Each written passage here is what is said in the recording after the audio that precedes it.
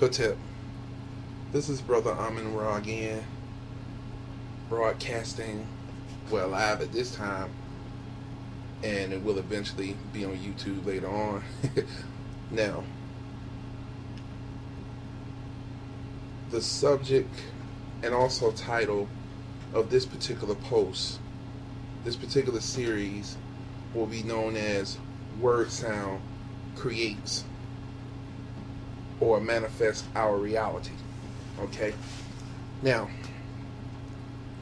word sound is simply the verbal expression of what we think, or basically our speech. Alright? And with this, we have to also know that what we say, whether we realize and understand consciously what we're seeing or not, can manifest and determine our reality. That means our state of consciousness, what we see, what we can interpret, and how we will respond to that which we put forth. There's a universal principle that states, and it's called the universal principle of vibration. And this principle states that everything is always in a state of motion, state of vibration, consistently moving. Nothing ever dies. Nothing ever ceases. And also it teaches that every particular thing that is manifested has its own particular rate of vibration and frequency, meaning that everything that is manifested has a particular frequency. That is said because of the fact that everything around us, whether we realize it or not, emanates a sound, or a vibration, or a frequency. And if some of you can't accept this knowledge, just research science. Science has shown that with different sound measuring instruments and also electron microscopes, they have looked at seemingly solid things such as like a table or a rock, and seen that at the deepest subatomic levels of this particular, or these particular solid objects, they were functioning as though the heavenly bodies and star clusters and galaxies do in the heavens. Okay? They've also discovered that these same particular atoms, molecules, and particles also reacted and responded very similar to some of the behaviors that we, I guess you could say,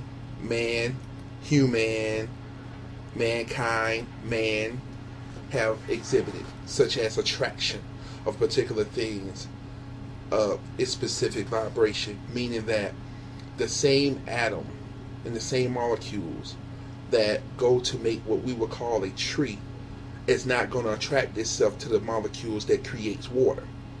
Therefore, if they did, it wouldn't attract, it wouldn't make a tree, correct?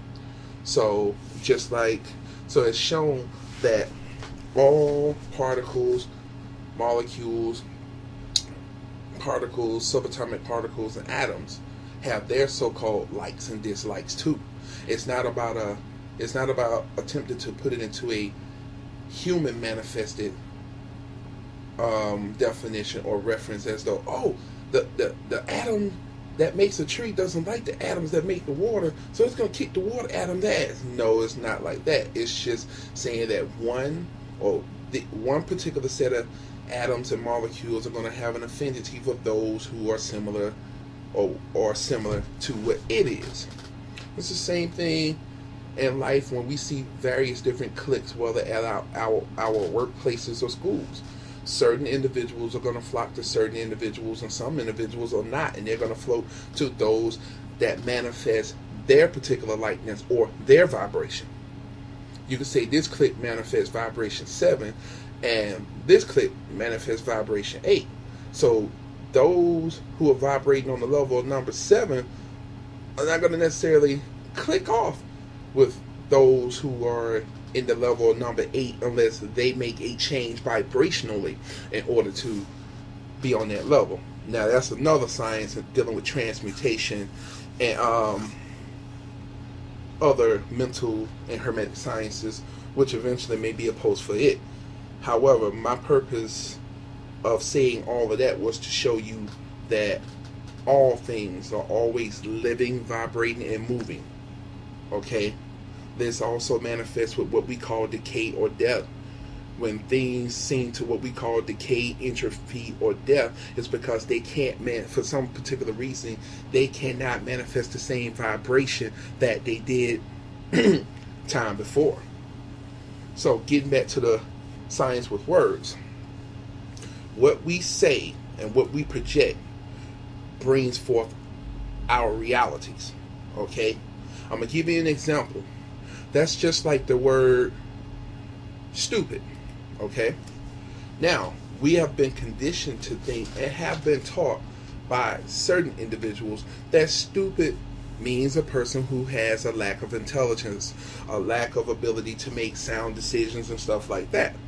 Now, I suggest you all to get a dictionary, specifically ones that not only have the various different references or definitions, however, also have the ones that explain the origin or the etymology of the word. Okay, stupid. Lacking intelligence or common sense. Dazed and not able to think clearly. Now,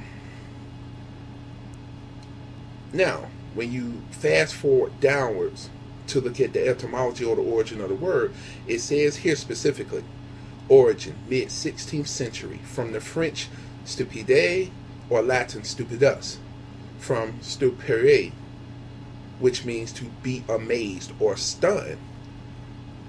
That doesn't sound nothing like what the so-called definition before said. Why is that? It's because most of the meanings that we run into, the first meanings before you get to the etymology, they're what people would use it as today, or what people comfortably may reference it as meaning. However, we have to deal with the origin of the particular words. This is why. Now, a lot of people don't understand that every word has letters, of course. Every letter has a meaning within itself. Okay? Every letter. Now, every letter is but a manifestation, or a more modern manifestation, of a glyph. The same type of glyphs we would see on pyramid walls or other places. Okay? Now, what goes to make a word, or what goes to allow a word to have a particular manifestation, reference, or meaning, is the combination of what these different letters represent. Okay? So, that's just like, for example, letters at times, depending on how it's used, letters with D usually denote something that is coming down, something that is either lowering its vibration, or something that's going down into something, like, say for instance, like the word devil. We've been taught the word devil is the evil entity, I guess you could say the arch nemesis in the Bible. However, translated from Latin, devil means down from the city. DE referring to down, and vil is short for village and or city. However, we've been taught something else. So when we think devil, and with the reference someone has given us, that's what we project outwards. So we are creating reality for something that does not even mean what they told us it means. So it's the same thing with stupid. However, since we're conditioned to feel or know that stupid references to this, stupid references to that. So when we're thinking or contemplating in our mind, for example, we're looking at someone like a little child that's doing something that may not be consistent with what we wish for that particular child to do. The first thing we say, oh, that child's stupid.